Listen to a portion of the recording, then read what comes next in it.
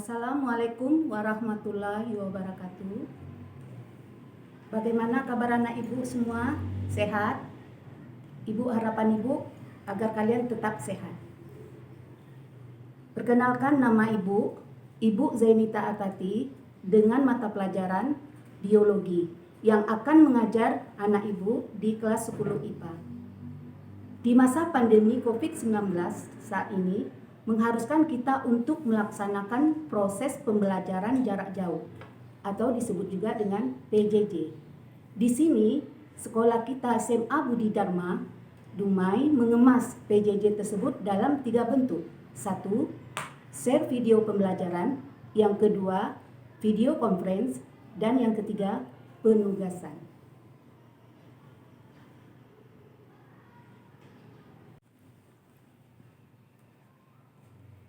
Baiklah anak-anak ibu sekalian, pada hari ini ibu akan mengajarkan kalian materi kelas 10 IPA dengan KD 3.1, yaitu memahami melalui penugasan tentang ruang lingkup biologi, permasalahan pada berbagai objek biologi, dan tingkat organisasi kehidupan, metode ilmiah, dan prinsip keselamatan kerja berdasarkan pengamatan dan percobaan. Baiklah, anak-anak ibu sekalian, kita masuk indikatornya. Adapun indikator yang akan ibu ajarkan pada hari ini yaitu menjelaskan pengertian biologi, yang kedua menjelaskan cabang-cabang biologi, dan yang ketiga menjelaskan objek kajian biologi, dan menjelaskan tingkat organisasi kehidupan, dan memberikan contoh permasalahan-permasalahan biologi pada berbagai tingkat kehidupan. Baiklah, untuk anak-anak ibu sekalian, indikator yang pertama yaitu pengertian biologi. Ibu rasa kamu dari SD, SMP itu sudah mempelajari biologi, tetapi di situ mata pelajaran IPA. Nah, tapi di SMA kelas 10 IPA ini kamu sudah belajar tersendiri IPA-nya itu yaitu biologi. Apa itu pengertian biologi? Nah, coba kamu perhatikan gambar yang ada di depan. Pengertian biologi adalah ilmu yang mempelajari makhluk hidup seperti hewan, tumbuhan, dan manusia. Nah, bisa kamu lihat gambar di depan? Ada kupu-kupu, ada tumbuh-tumbuhan. Kemudian, di sini ibu akan menjelaskan lagi cabang-cabang ilmu biologi. Apa-apa saja yang termasuk cabang-cabang ilmu biologi, yaitu diantaranya mikrobiologi, sitologi, genetika, histologi, zoologi, botani, bakteriologi, entomologi, mikologi. Nah, coba kamu perhatikan cabang-cabang ilmu biologi. Nah, di situ kamu lihat ada gambar genetika. Nah, itu ilmunya genetika. Kemudian ada gambar sel, itu ilmunya sitologi. Kemudian ada burung. Nah, itu kita pelajari dalam zoologi. Nah, ada tumbuh-tumbuhan, itu botani. Dan kemudian itu ada jaringan. Kebetulan itu adalah jaringan pada manusia. Itulah yang disebut dengan ilmunya histologi. Nah, baiklah anak-anak ibu sekalian, objek kajian biologi itu meliputi manusia, hewan, tumbuhan, serta mikroorganisme yang dapat dilihat dengan mata telanjang maupun dengan menggunakan bantuan alat seperti mikroskop.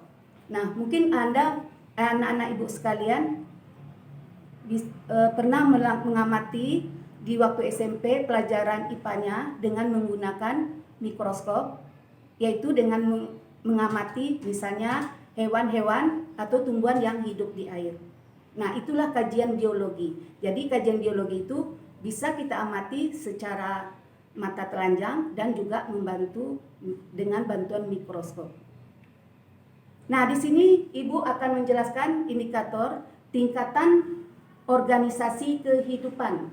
Nah, tingkatan organisasi kehidupan dimulai dari yang terendah, yaitu molekul, sel, jaringan, organ, sistem organ, organisme, populasi, komunitas, ekosistem, dan bioma.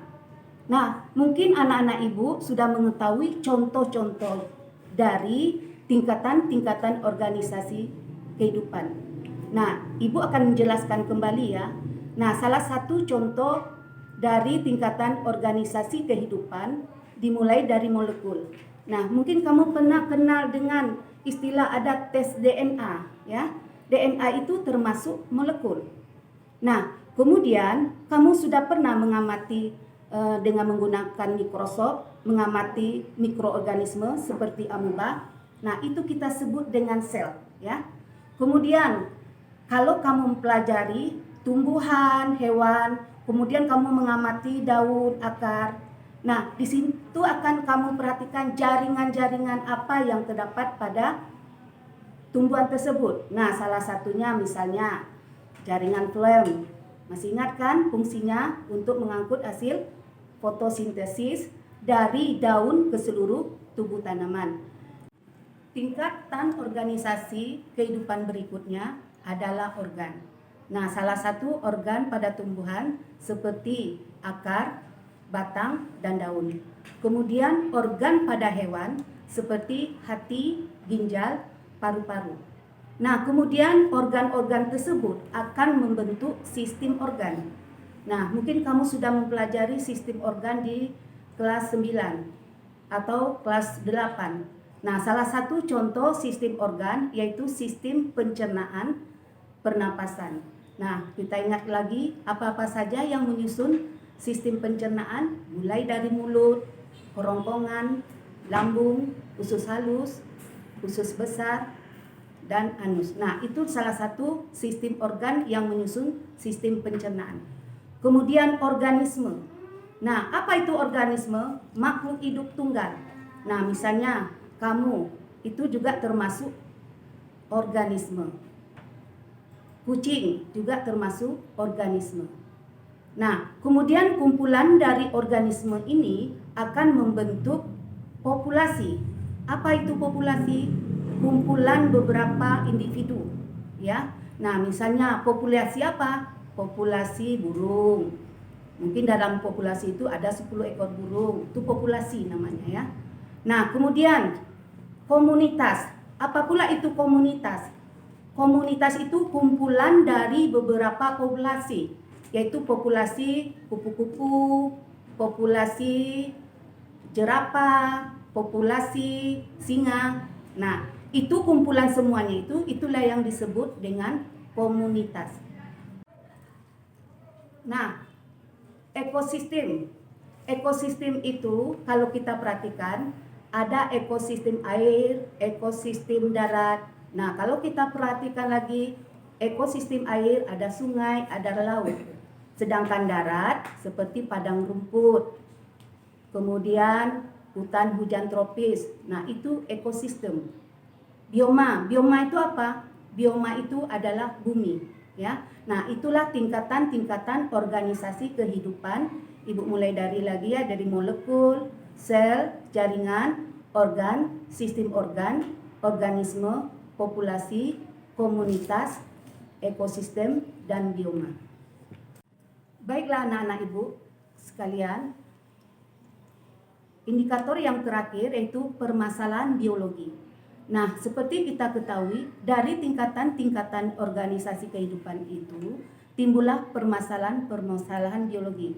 Nah, seperti kamu lihat di depan, slide depan, itu contoh permasalahan biologi. Nah, kamu lihat orang yang ada paru-parunya. Apa permasalahan biologi di sana? Mungkin paru-parunya terserang penyakit. Nah, mungkin kamu masih ingat kan? Penyakit apa yang menyerang paru-paru? Misalnya penyakit TBC. Nah, TBC itu adalah permasalahan biologi yang akan menyerang organ pernapasan seperti paru-paru. Nah, mungkin banyak lagi contoh-contoh permasalahan biologi. Kalau misalnya contohnya di situ ada ginjal. Nah, apa permasalahan biologi ginjal itu? Misalnya orang menderita penyakit kencing manis, ya. Nah, di situ pembentukan urinnya itu tidak terjadi. karena adanya kerusakan pada ginjal tersebut. Nah, Ibu rasa masih banyak lagi permasalahan-permasalahan biologi yang ada di lingkungan sekitar kita. Misalnya di Dumai. Permasalahan biologi apa yang ada di Dumai? Misalnya kalau kita lihat permasalahannya, yaitu contohnya adalah ekosistem, ya. Nah, berarti di situ misalnya kalau kita perhatikan nanti adanya banjir. Nah, apa penyebab permasalahan biologi banjir itu? Mungkin sampah, ya. Sampah yang dibuang sembarang tempat akan menghambat saluran air. Nah, itulah permasalahan biologi. Nah, Ibu harapkan dari video pembelajaran Ibu hari ini kamu dapat memahami apa yang materi yang Ibu sampaikan, ya. Kemudian bagi anak-anak Ibu yang belum mengerti pelajaran materi hari ini, kamu bisa membuka atau membaca lagi buku materi biologi kelas 1 mengenai ruang lingkup biologi. Nah, atau buku lain yang relevan. Nah, demikianlah pembelajaran hari ini. Kemudian Ibu mengingatkan kembali kepada anak-anak Ibu tetap mematuhi protokol kesehatan, yaitu dengan memakai masker apabila di luar ruangan. Kemudian jauhi kerumunan dan cuci tangan sesering mungkin sebelum dan sesudah beraktivitas. Dan Ibu sudahi pembelajaran hari ini. Wabillahi taufik wal hidayah. Assalamualaikum warahmatullahi wabarakatuh.